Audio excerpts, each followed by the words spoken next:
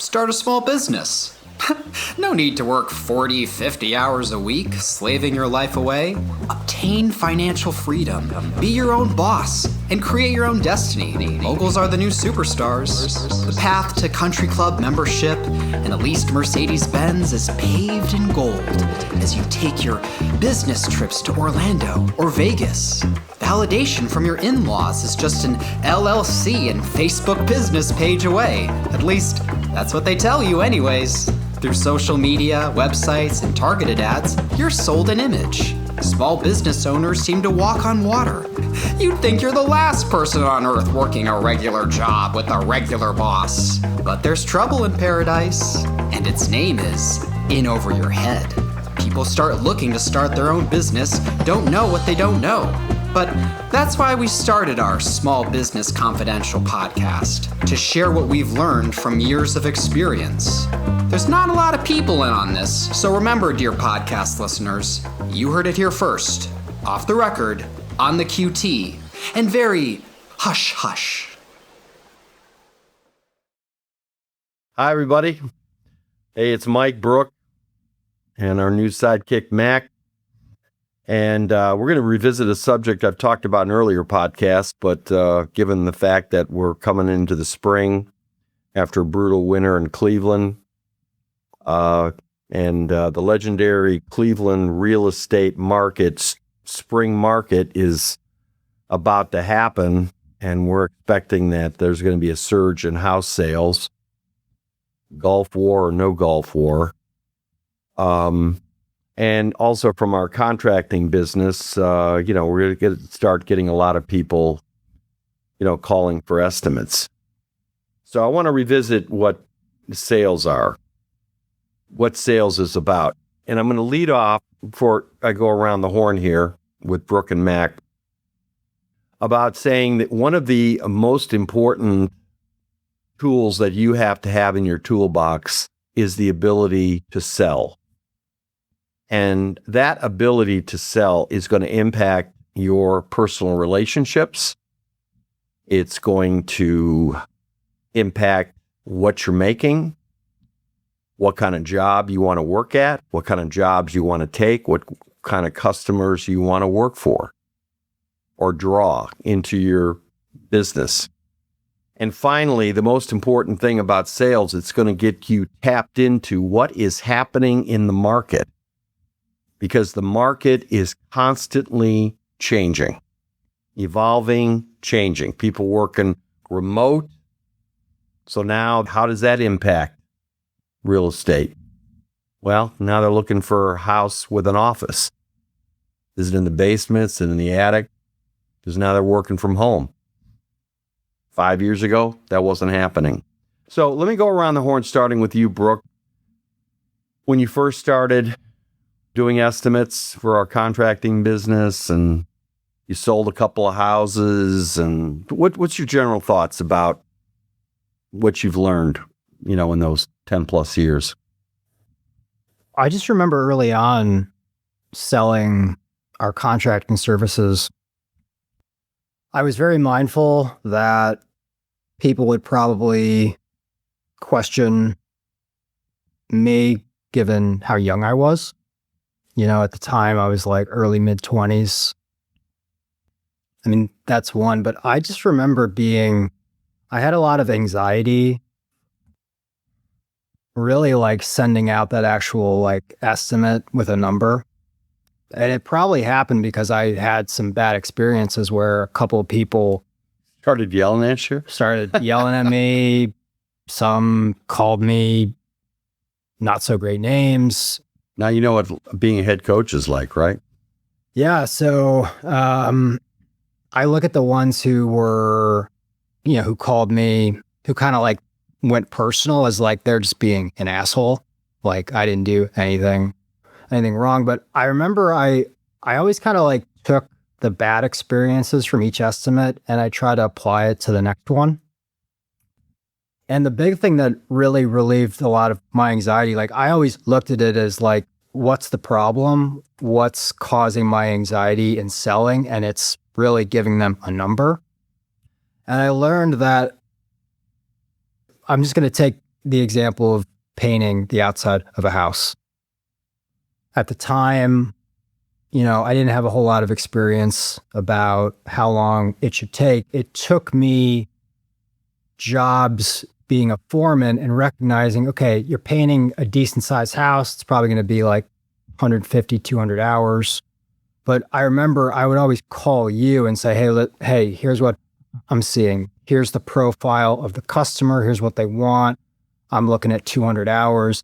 And you would always say, okay, 200 hours. Okay, it's 12,000. And I would always go back to the customer face to face and say, hey, Mrs. Smith, I'm going to send you a formal estimate. Ballpark now, you're looking at somewhere around 12,000. And I wanted to gauge their reaction. And that would just help me feel more confident when I would send out that formal estimate on an email. So I just kind of go back to what it was like when I first started out. And I think, you really have to, and I know we talk about this a lot, it is so imperative. You have to know who you're selling to. Right. You have to know who the person is.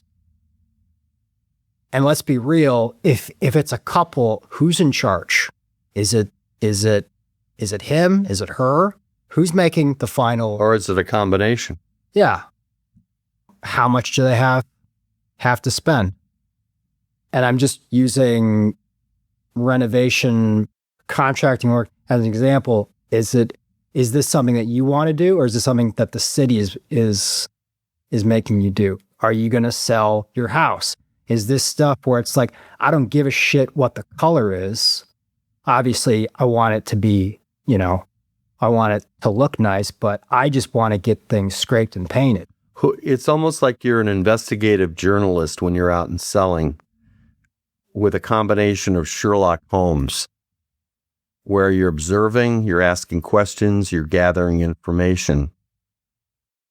Funny thing is, it started dawning on me a long time ago. Who's the decision maker in a couple? You have the opportunity to see what the master bedroom looks like. It's decorated in a feminine kind of motif. She's the one who's the decision maker. Is it Mr. Inside, Mr. Outside? Mrs. Inside is, everything has got that kind of a little bit of a feminine touch. If it's a joint decision, then the master bedroom is usually neutral. It's not pink. Also, being Sherlock Holmes, you're walking up to the house. How's the house being maintained? Is the grass meticulously cut? Mm-hmm. Is it weeding? Or is it just kind of and then you walk in the house, it's, the outside's kind of a dump. The inside's kind of a dump. Now, what is that telling you? Well, initially, from my experience, it may be telling me that these people are just so consumed with their jobs that taking care of their house is secondary. And if they're both working, and making money, they would love to just hand this off to somebody, a contractor. And this is where you have to be a concierge, not a contractor. Because now you have the opportunity to sell them on the ability, like, look I'm your one-stop shop contractor. And, and I'm not necessarily here for you to, a lot of times they're just overwhelmed and say, the city's on my back. I got to do X, Y, and Z. Well, when you tell them, we'll meet with the city. We'll figure out what they want. We'll put together a plan over 2 years where you're going to do X, Y, Z. We'll take care of your house. We'll come in, we'll check the gutters, we'll check this, we'll check the HVAC. I mean, what level of service do you want? Now, I can assure you, no contractor is doing that, because most contractors are reactive. They're not proactive. They're reactive because they are coming in, they're saying, well, what do you want me to look at? As opposed to, who are you? What makes you tick? Now, I'm not asking that. But before you drop the number on them, that fruit better be ready to fall off the tree because you've already spent time gathering information with them. You're listening. What's important to you? You're asking them questions. You're writing. You're not only asking questions, you're asking follow-up questions. You're writing. You're taking notes. You are actually listening to them. And I could probably bet that the people that yelled at you were more frustrated. I made some time to meet somebody from Riley Painting and Contract. I get this kid Brook come in here, and he's just kind of phoning it in. He's not asking me questions. He's not trying to figure it out. And that's usually that. It's not that they're an asshole. It's more that they're frustrated. Now, I don't know. They're trust me. There are people early on. A couple of them were just they're assholes. But let me tell you. Here's a little trick. If you detect you're in the presence of a real dick asshole, you don't give them the number in person. You send it to them. Spare yourself the confrontation where you're getting yelled at. They're not answering your questions. Hey, I just want to get an estimate. I mean, they're screaming at you. I'm not going to make time to tell you what I need. That's usually a sign of a dead end. And you want to cut your losses. Stop asking questions because they're not answering them. Right? Yeah. Okay. Well, I'll send you a ballpark. But we at Riley Painting and Contracting, and for you small business is here, we are constantly trying to filter out the assholes by asking them questions before we even go out and volunteer our time where we're not getting paid. Yeah, I mean, I think, early on in my sales experience, and I'm still learning,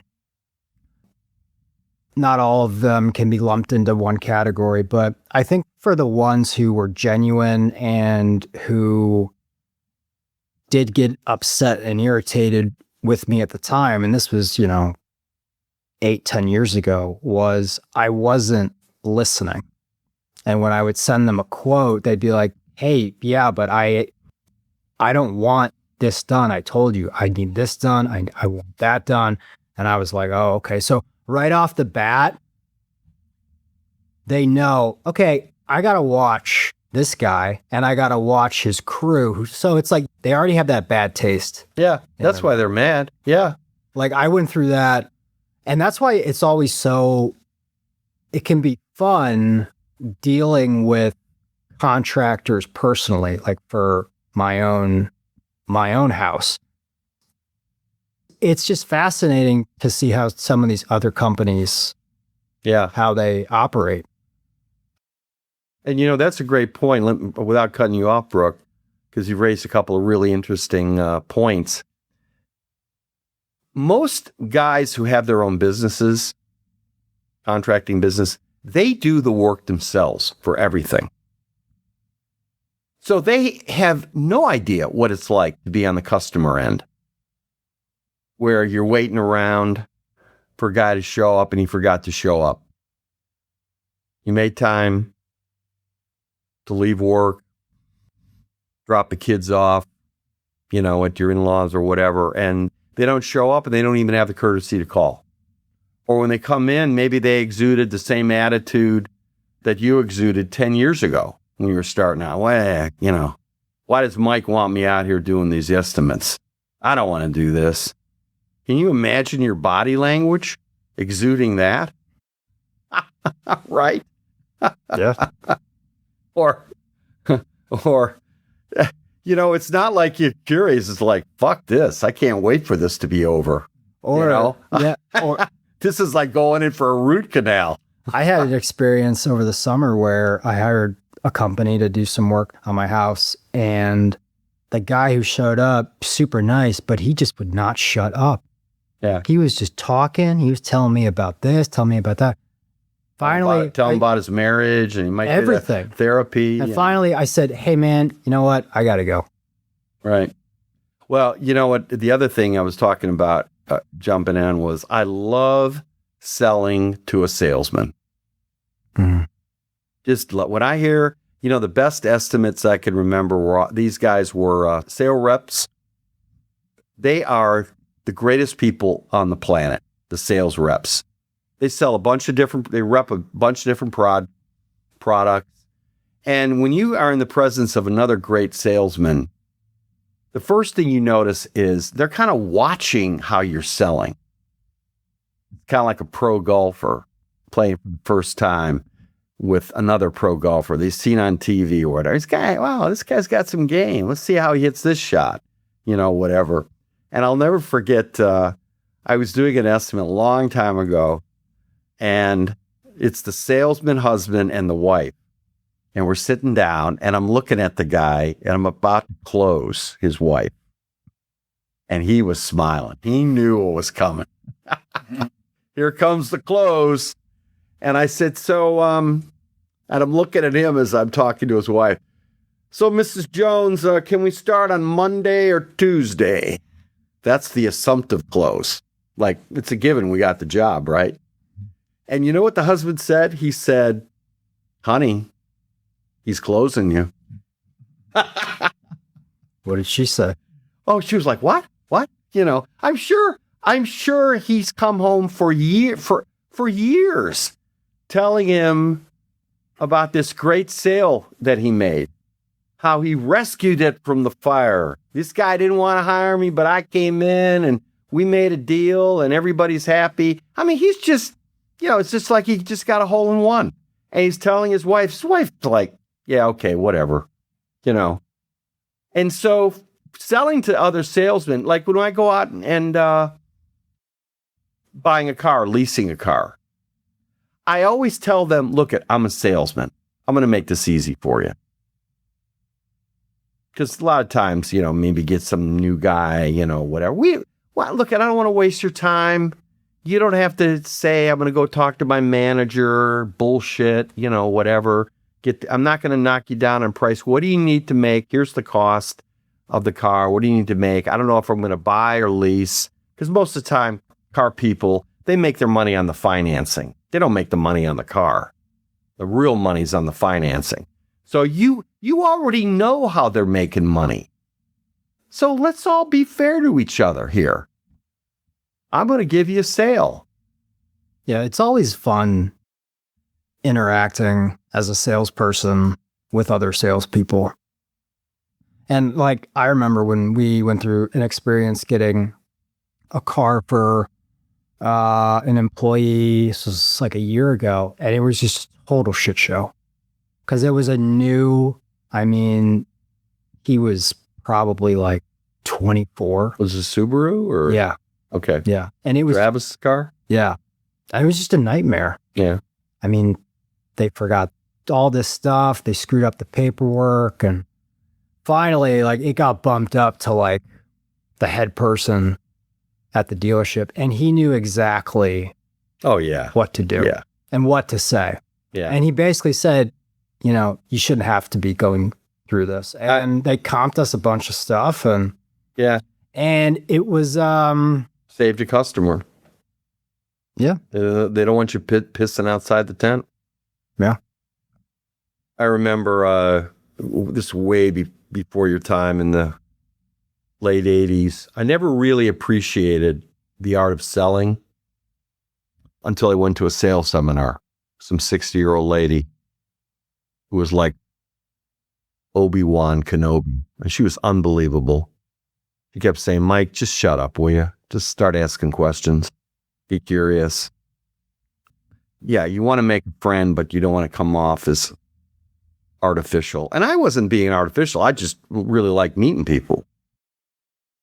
But she says, you got to be more specific on your questions. So she was really giving me some great training. And then I remember going out to some jobs where the customer was upset with the foreman. And I remember we had this woman foreman, Denise, and I remember going out to, actually it's a house on where I live on now, on Devonshire. I'm not going to name the name, but they since moved and, husband died. And this is like 30 years ago. So it's kind of ironic. I'm looking at this yellow house on my street now. And I remember going out there, and she was fit to be tied. And I sat down with her, and as soon as she started opening her mouth, it became obvious that my foreman was not listening to her. And that's when I started coining the phrase, foreman, the customer is not the foreman. Customer is not the foreman. Think about that. Greyhound, leave the driving to us. I'll get you there. I'm the jungle guide. Don't ask them for a broom, right? Don't share a lot of stuff. Show up on time at 8. If they're starting to point out stuff, hey, are you guys going to clean up? What does that tell you? She's now the foreman. And if she has to keep doing that a couple of times, it's like a realtor. I have to keep telling you to lower the price because this isn't selling? I got to tell you that maybe the customers are complaining because the house looks dirty? I mean, I got to ask you to tell me that? Whenever the customer is the foreman, your price drops. You know, you gave a price of $12,000. Somebody, Skippy, and his own college painting company comes in and maybe undercuts you by $3,000. It's $9,000. Now they got what am I getting for $3,000 more? It's kind of like a car. I know if I buy a Toyota Corolla, it's going to be a good car. It's not going to be an Audi, right? Right. An Audi A6, right? You get an Audi. You expect the Audi dealership, the car to justify the price. Right. And when I come in and for an estimate, and this happens all the time, I'm asking questions, and they're saying, this is where I want to be. I want to clean up my house, but I don't want to spend a fortune. And we were just talking about it. I had a customer a couple months ago, and they lived in the house for 30 years. They want to enjoy their house. They want to stay, and they want to redo the kitchen. They're thinking this kitchen's going to be $10,000. And I walk in there and I said, you don't need to replace the cabinets. Cabinets look great. And they said, yeah, we think so too. But everybody's telling me we got to blow up the kitchen.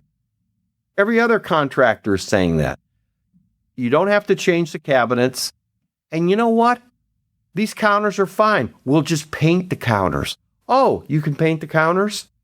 Yeah, that's the other thing too. And another big thing that helps you out in sales situations is when you tell a customer you do not need to do a service that we offer. Right. Because when you say stuff like that, you are being 100% honest. Yeah. And they look at you and be like, oh, wow, he's like, I can trust what he's telling me. Well, the irony of it is I gave them an estimate for a whole bunch of stuff throughout the house, plus the kitchen upgrade. That was $9,000. And guess what? In their minds, they probably had a budget of $20,000 because I want to do the kitchen and I want to do a bunch of other stuff. Now they're playing with house money. And now they're seeing real value in hiring our company. Real value, because that value is we're going to offer solutions that they didn't even know existed. Paint the counters? Really? Yeah. Nothing wrong with these counters, except it kind of looks tired. Right? And let's wash the windows. The windows are filthy. Here, when we're here, I'm going to wash this kitchen window before, after, and then you tell me how that's going to look in the rest of the house. Now you give them a little Mrs. Fields, taste of the cookie. Yeah. So coming in there and being able to do some broken field running, it's almost like option blocking. Let me use my football analogy. The great teams of Lombardi with the Packers, way before you were born, he designed his offense around option blocking, the great Green Bay sweep. That sweep could be run 10 different ways. If the tight end goes here, we block him here. If the defensive end goes here, we block him here. So you are always running to daylight. You have the flexibility as option blockers. And so when you're in a sales situation, you come in there and you're listening to what they're saying. You're asking questions. It's almost like you're going up to the line of scrimmage as a quarterback, like Peyton Manning, and you're reading the defense. What play is going to work here? Without being manipulative. Because at the end of the day, sales should not be a 4-letter word. It's about building a customer for life. And that is what the car guy, the manager, understood. Or the manager of a restaurant. You know what? He's new. I feel you. I understand you. Yeah. Dessert's on us. Let me buy you a drink. Yeah. People respond when they are being listened to. And that is at the core of what sales is about. That's why they say the famous sales adage. You've heard this, Mac. God gave you 2 ears and 1 mouth. They taught you that at Rocket, right? Yeah. What'd you learn at Rocket? Let's get over to Mac. We're kind of running out of breath here.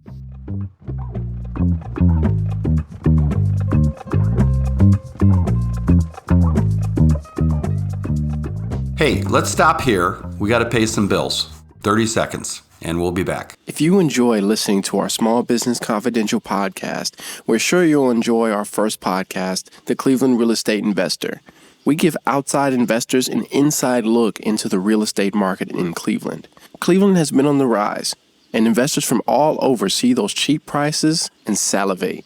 Our job is to educate those investors and steer them in the right direction with several years of experience of how to do it right and many examples of how to do it wrong. Find the Cleveland Real Estate Investor podcast on any app you listen to your podcast today.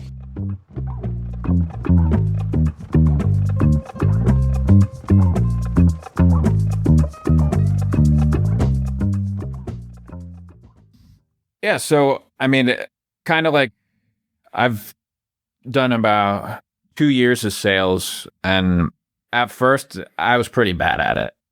Why were you bad? Looking back. Burke's already said why he was bad. He was petrified of getting yelled at. Because I think the main thing is just a confidence issue. Like when I first started, selling mortgages, refinances, things like that, it's a lot of money, and you're on the phone, the heart's kind of beating fast, and I feel like every homeowner, thinks they know everything about mortgages because they've had one or two throughout their life, and then you discover they don't. And then you start to get some experience. You start to know the products you're selling, and for me, that was like a big confidence booster. And once you kind of have confidence, and you're not necessarily like asking for people's permission, you're kind of telling them what they have to do. Right. That really helped me, as well as, to your point with the listening. At my old job, we'd call it active listening. So it's just not listening to what they're saying, but exactly like what the important parts are, and using those to build what you're going to sell and how you're going to sell it. Right. And also another big thing as well, like if you build enough rapport with somebody and you talk to them, you could almost like isolate their objections ahead of time. Right. So like with the whole spouse thing, something that I would do on my sales calls is I would be like,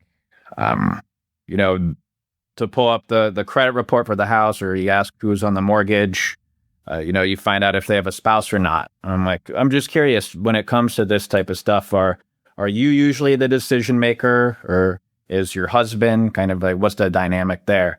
And if they usually they'd say, oh, well, we do stuff, we usually talk over it together, things along those lines. Or I suppose if they say, my husband, he's a dick. I'm getting ready for divorce.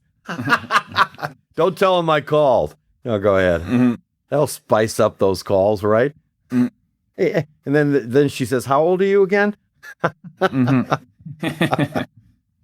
But I mean, because an objection I would run into after I'd give somebody the numbers, they're like, I have to run it through my wife. I have to run it through my husband. Then you give it a day for them to talk over it. You call back, somebody else called, they take your business.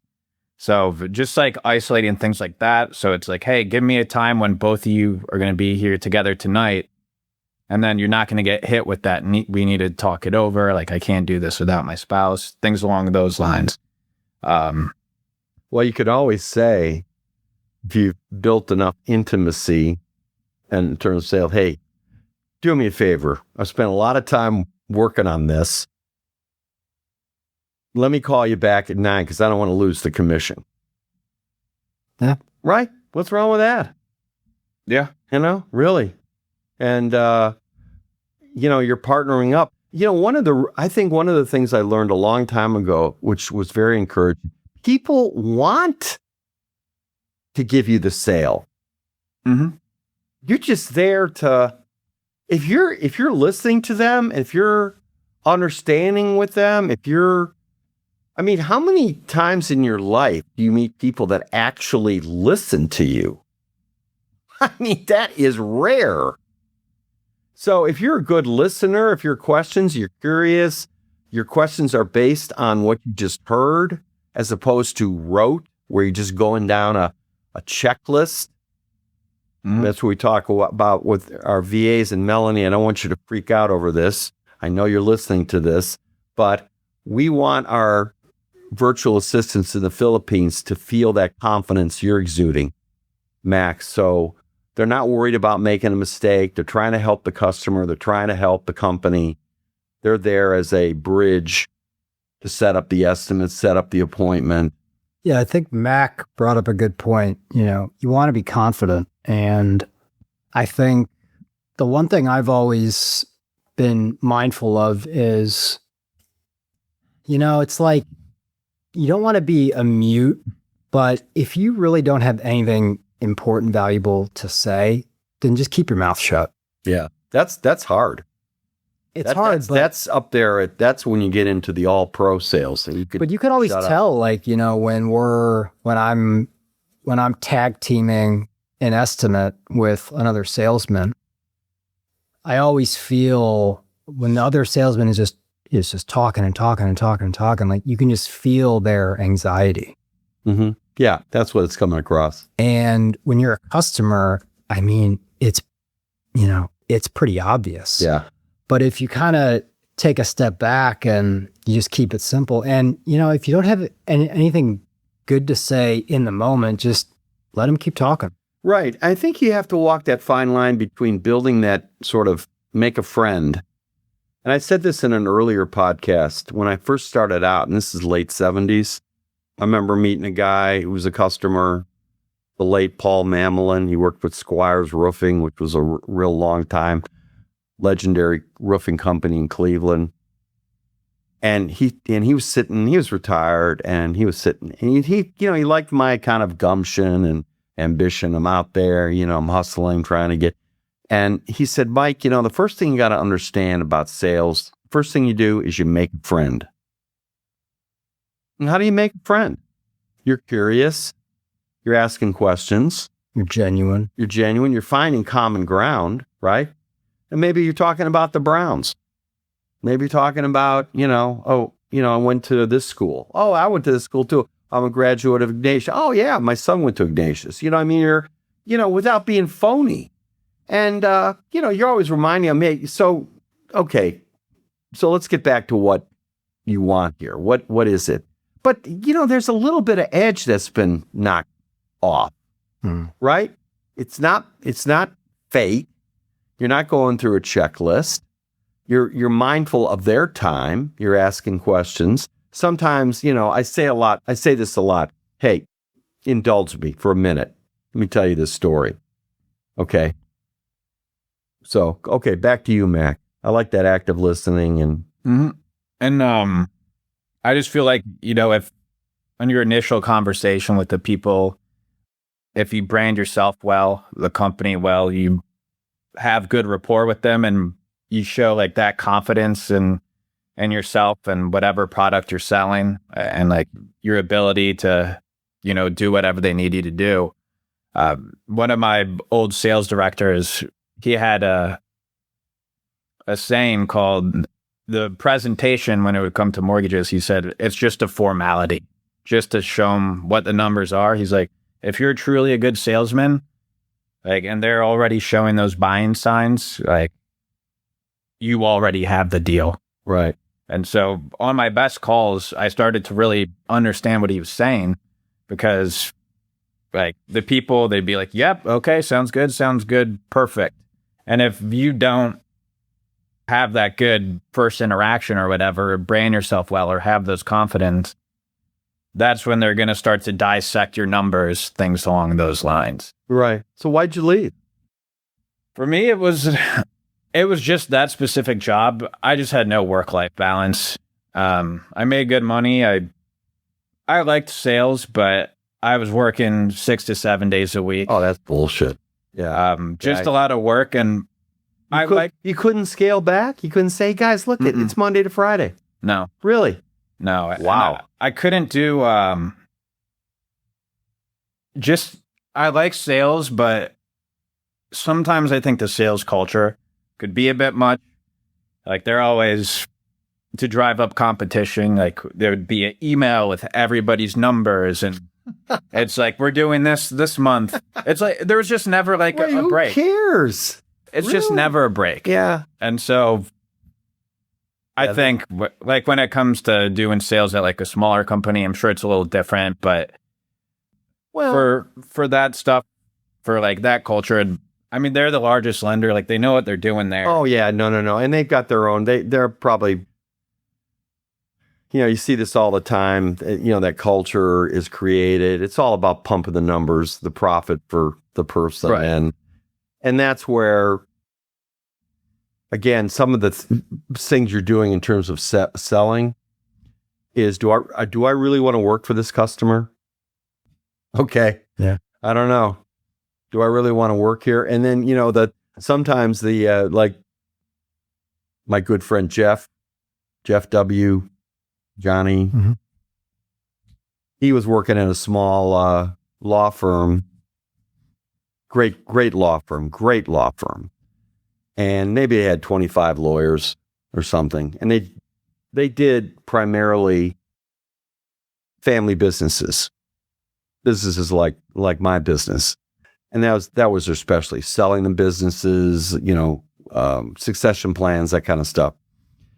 And so Jeff was there for a couple of years, and he's told the story many times, very proud of it. And I'm proud of what he did.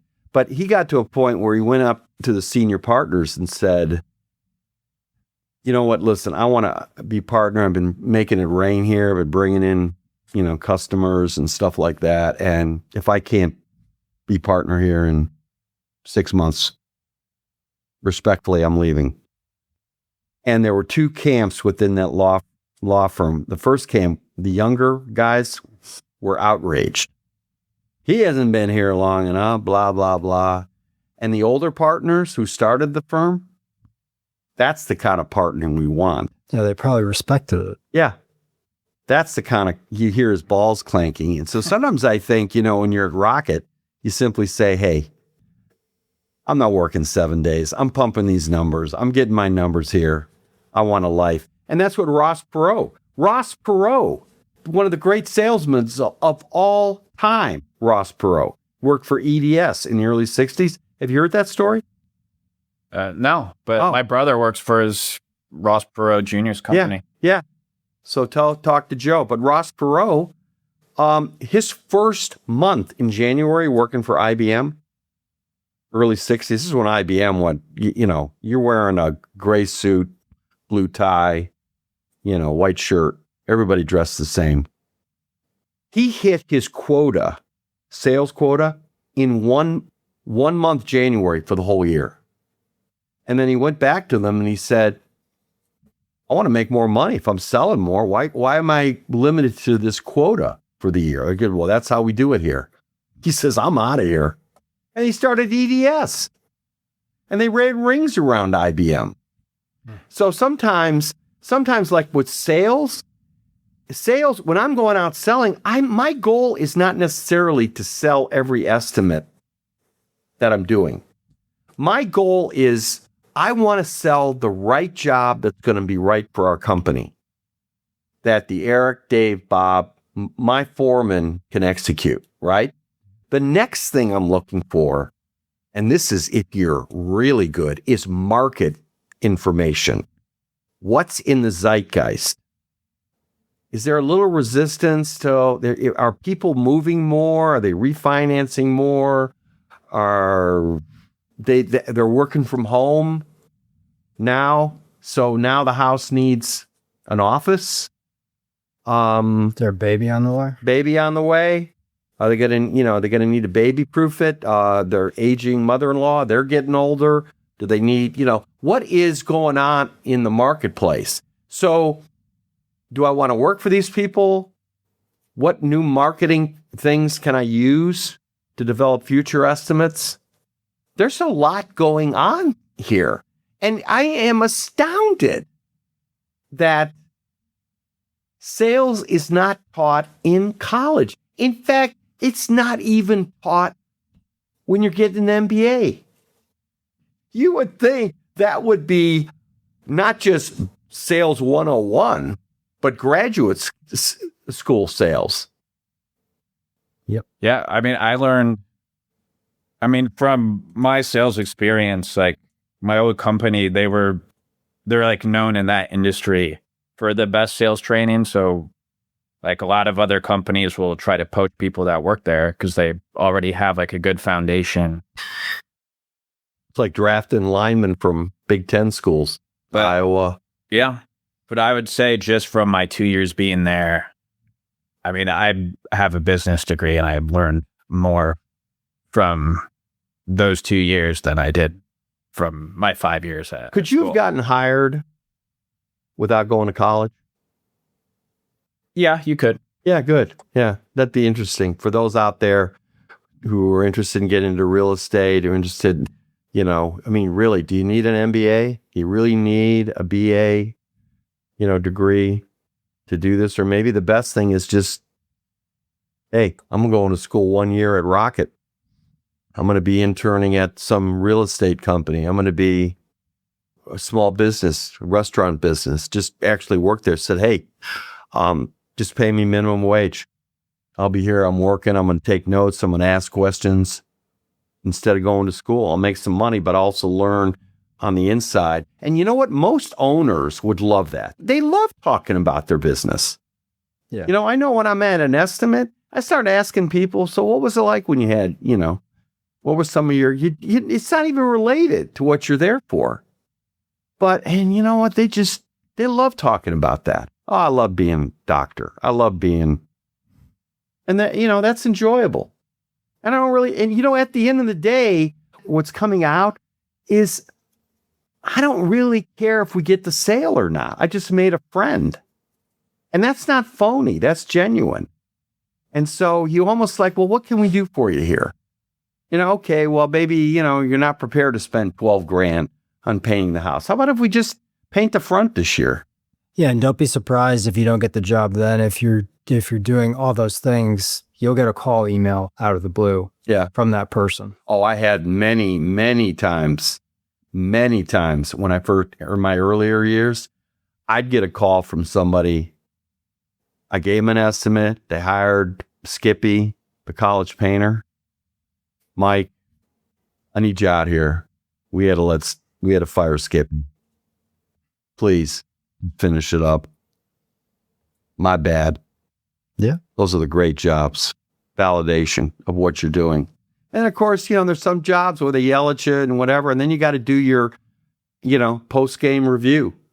What just happened? A little film review. Mac, we got to get you out doing an estimate or two. Get that on video, right, Amari? Yeah, that could be good. Yeah. I could try. A little sales coach. Yeah. Maybe have you lecture at John Carroll. I don't know about. Hey, why not?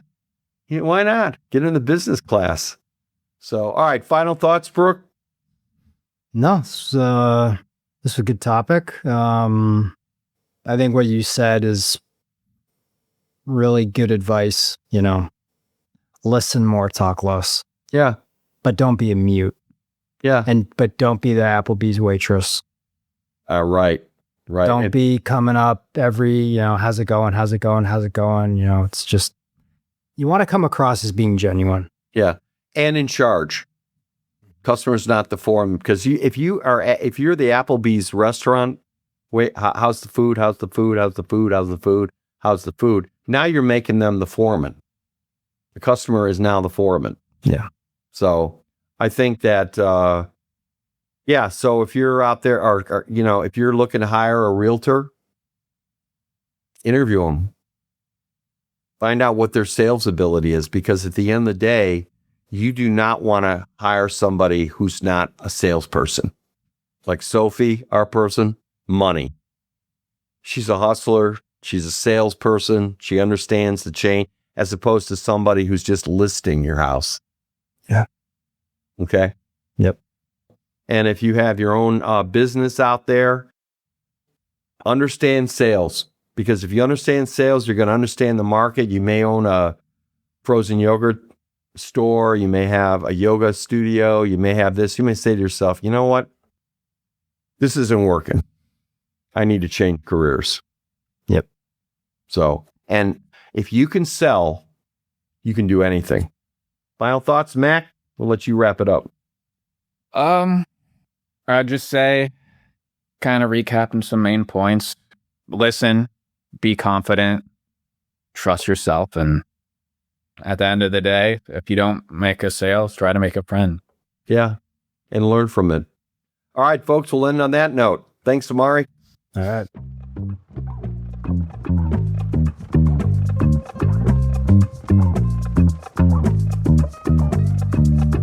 Thank you for listening to the Small Business Confidential. To support, please follow us on Instagram, Facebook, YouTube, and Twitter. Also add our podcast to your favorite streaming services. Everything is appreciated, and we'll be back soon with another episode and upload schedule. The person voicing the intro's name is Travis Riley. Thank you, Travis. And the music was done by our engineer, me, Amari.